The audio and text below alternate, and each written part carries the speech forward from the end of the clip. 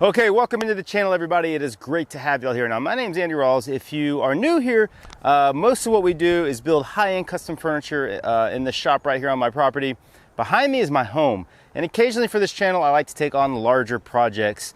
If you've been with me for a while, you do know that I recently finished up, almost a year ago today, a 3-year build on an Airstream 1976 Airstream Argosy travel trailer. So that took 3 years to do. It was a long one. This project behind me I've been working on since January of this year. This is the deck to my home. What you're looking at behind me is about 90% done. Now, the good news about this build project is I've already completed all the work, so you're not gonna have to wait to get new videos. We're gonna be able to roll these out to you pretty quick.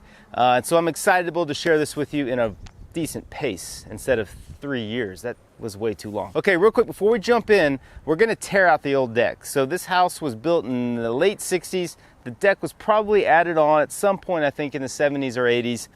And it was in bad shape, really bad shape. You're about to see in this video, it was actually a danger and a hazard. People got splinters on it all the time. The railings were falling over. None of the foundation to it was any good anymore.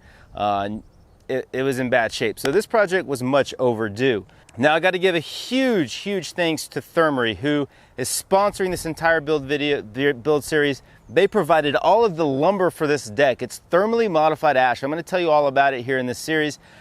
It's a really cool product. It's a solid wood, it's ash, and it's been modified in a way that makes it incredibly durable to the outdoor elements. It also makes it a beautiful color. I mean, you can kind of see back there, nice chocolate brown color. And I have had it on this deck now for probably 3 or 4 months in the Texas heat, and it has held up beautifully. So I can't wait to share more about that with you guys. But for the first video, we're gonna get in and tear this deck apart. I've got a good buddy of mine, Travis White, who's gonna be a part of this build series as well. He's coming in to help me frame out and do everything. I am a furniture maker by trade.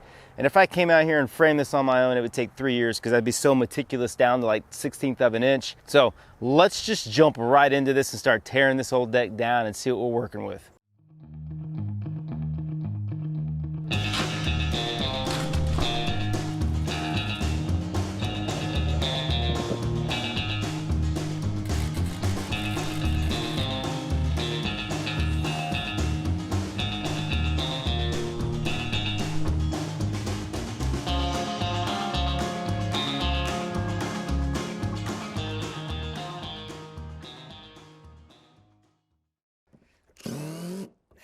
Stripped.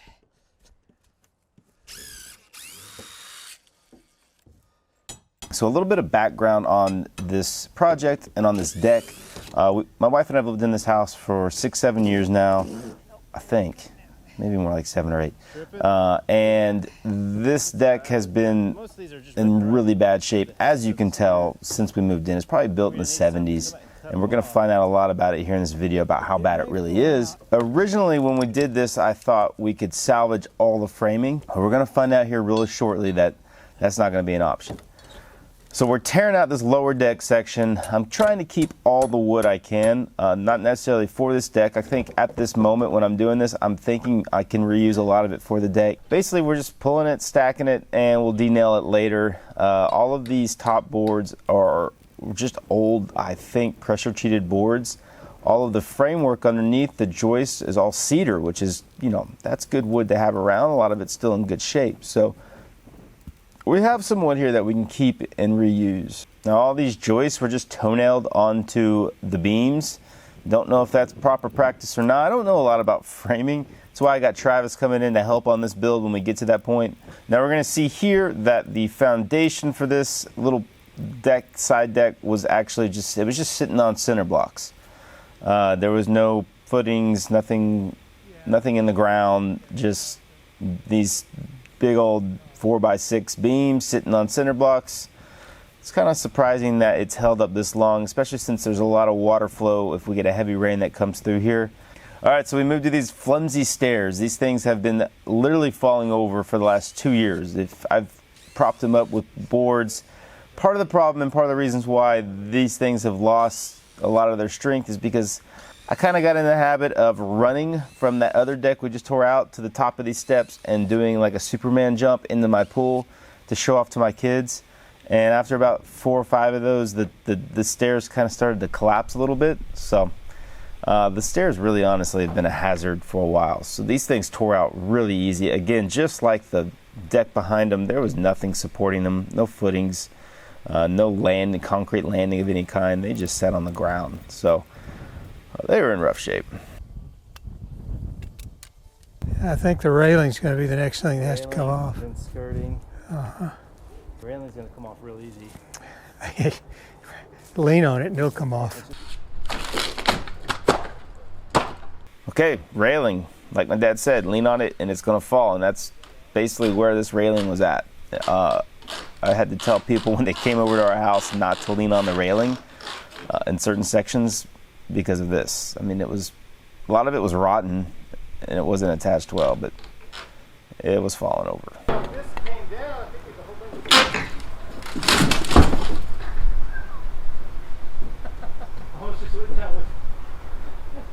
Did you get that on camera?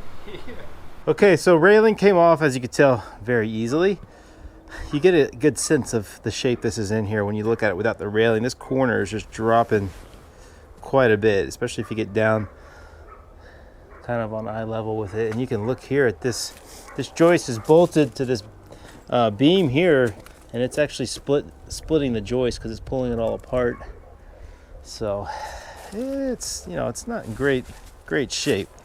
I think too, if I remember correctly, that beam doesn't even go to the ground.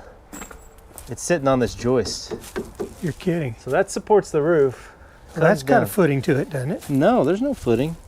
It's sitting on this. Oh, it sure is. Yeah. So obviously we can't tear that, but man, No, you can look at this beam and it is just bowed because of the weight of the roof on it. Well, we're going to need to get a jack out there and Yeah, you're gonna have to lift it and pour footing and put a whole new post. yeah. Probably have to put a temporary post in. So that post is not on the footing on the ground, and this post here the same. You can see how it's just sitting right here, and this is supporting that whole roof. I did not realize that. And you can tell if you look, this whole section here is starting to bow down where the weight of this roof is on it. And we're going to come back and add a bunch of 3/4 ash soffit all along here. It's going to add a ton of weight to this. So we're going to have to basically reframe that. This is what happens when you get into these remodels. I thought we were building a deck. Now we're fixing a roof. I think this deck here may be an example of the yellow page rule. Somebody who didn't know what they're doing built this. Whatever's advertised in the yellow pages is probably something the homeowner shouldn't be trying. This is definitely a homeowner's project, probably. Whoever did this did it on the cheap. It needs to come out. We're going to get it right. Okay, so we're starting to uncover some real issues. It's only going to get worse as we tear this thing apart. The deck boards here were a pain to get off. It took us a long time to just sit here and pry loose nails, pop them loose. Again, at this point, I'm thinking I can salvage a lot of this. I'm actually hoping I can reuse this structure underneath. So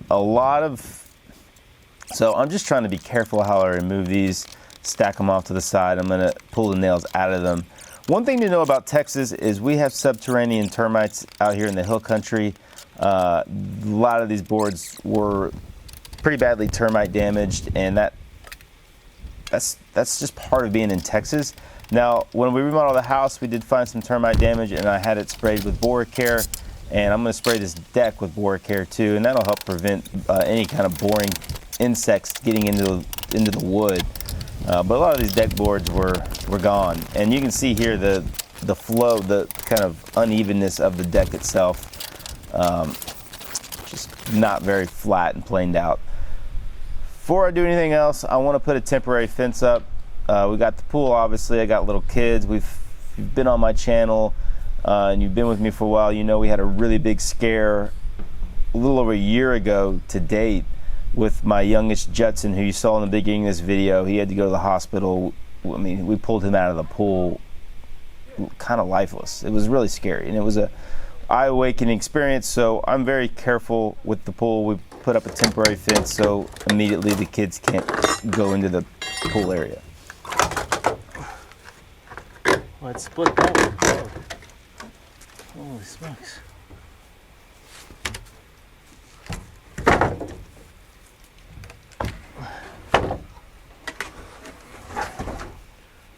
All right, well, I'm not gonna lie, that's pretty brutal. Pretty brutal.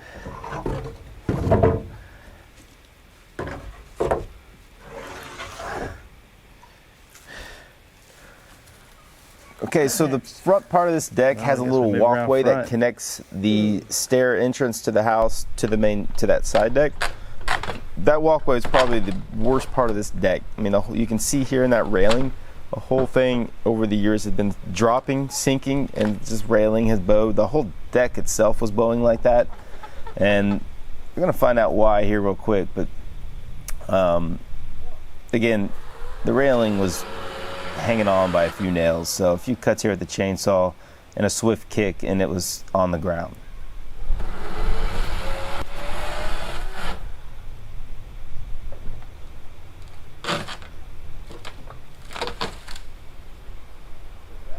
I need to give this a quick kick. Hi-ya! That's how you do it.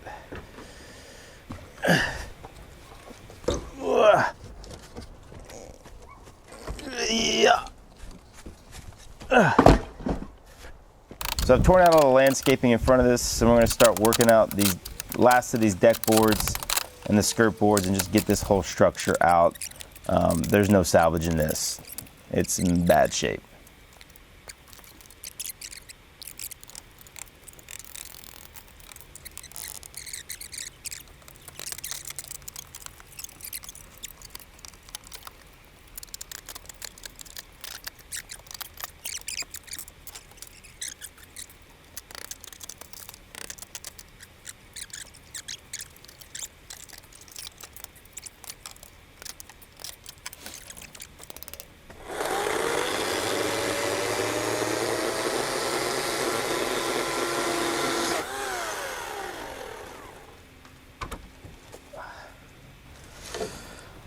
I mean, these things, do you think that they just sat on the ground or they rotted out?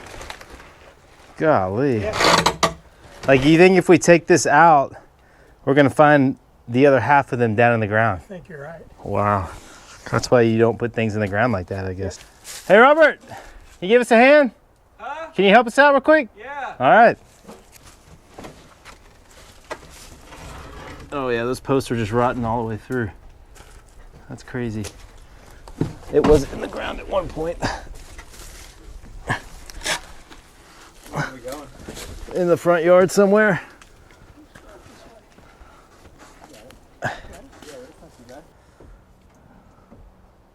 Oh, wow. Now look at this. Oh, that's not even sitting on the ground. You think it just rotted in half? Yeah, it's just rotting. Oh my gosh. So there's that.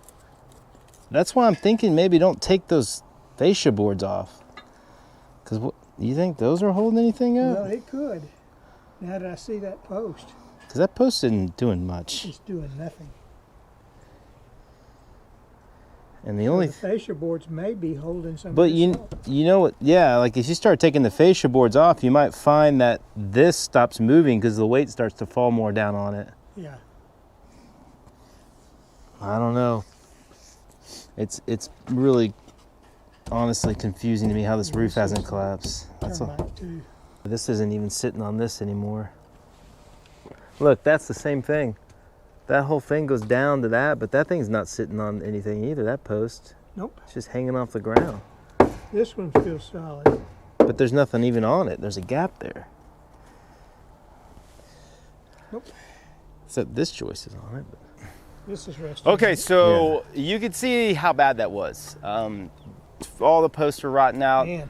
Basically, could just kick them, and you know there was really no structure holding this this roof up. It was bad. So you're about to see Travis come into the picture here. So I mentioned him in the beginning intro of this video. I'm going to link all of his info in the description. You can learn a lot about him. Travis is a man of many trades. He's a firefighter. He is also a home builder. He has his own business building homes, and he can do a lot. So he's a huge help on this project, and he's going to show up, kind of assess the deck with me, take a look. And his first thing he wanted to do was get a reference point and with a laser and start supporting that roof structure with some temporary posts. So let's jump in and kind of get things shored up and get it safe so that the roof's not going to collapse. Yeah, look at this. So, whoa. Yeah.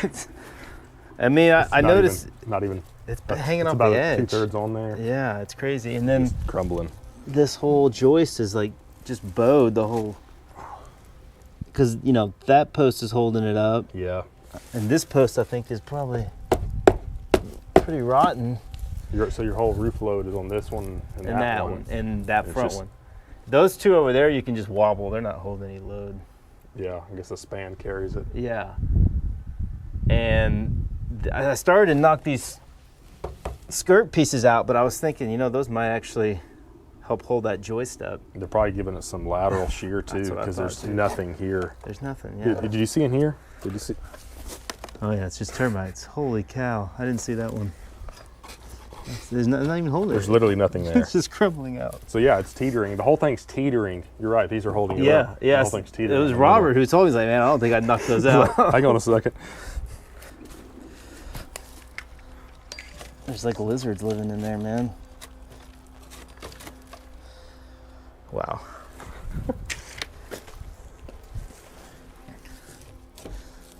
Oh.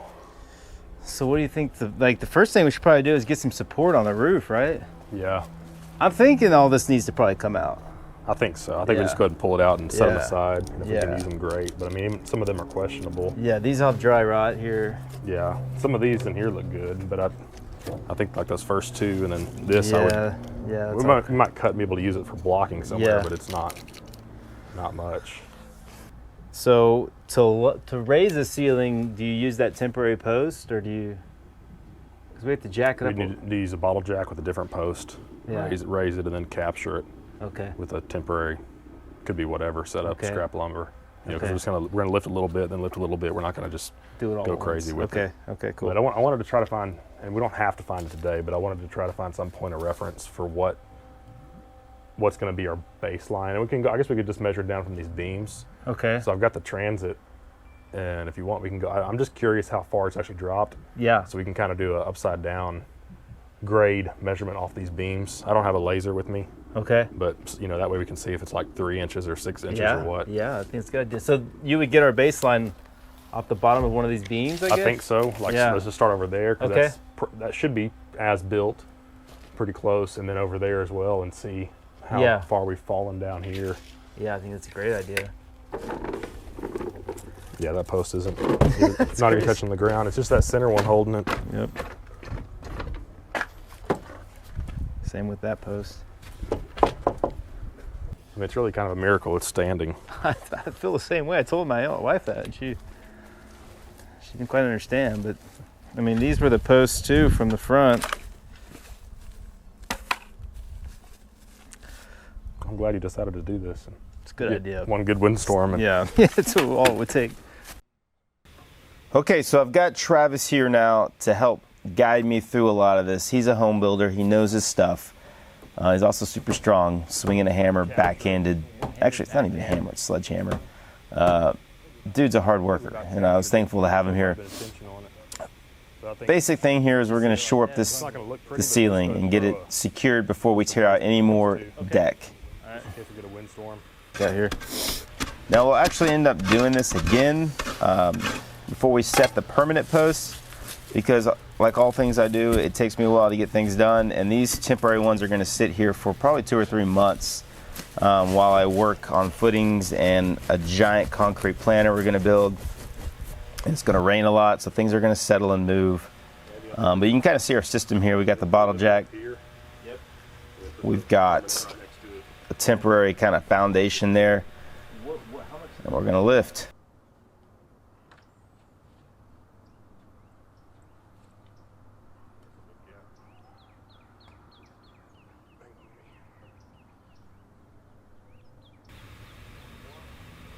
So yeah, keep an eye on this one. This is going to be pretty impressive how much this roof's going to move when we jack this up.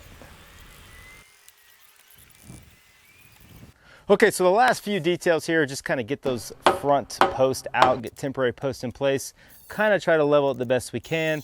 Travis came in and put some cross-angled bracing on all those temporary posts and kind of staked them into the ground just to help give it some lateral strength, which is a good thing because we're going to end up spending probably a couple months messing around with this thing right behind me. This is a giant concrete planter, a cool feature of this build that takes a lot longer than expected, which is how it always works out. So in the next video, we'll start off by digging and pouring about 13 footings to help support the new deck. We'll put in the new steel posts and set those, and then we'll start digging out and framing up for this concrete planter. So a lot of cool things coming your way soon. Won't be long. We'll be framing this thing up and putting that beautiful Termite wood down on the decking. I hope you guys enjoyed the video. Leave me a comment. Let me know what you think. I totally agree with Travis on this one.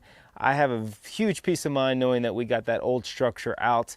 Originally, I was thinking I might try to salvage it, but I think, like Travis said, we were only a couple windstorms away from that roof probably collapsing. So feels good to have all that out, all that rot and termite damage in the trash and burned, and we can move on and get it right. So like I said, leave me a comment, let me know what you think of the video, and we'll see you on video 2.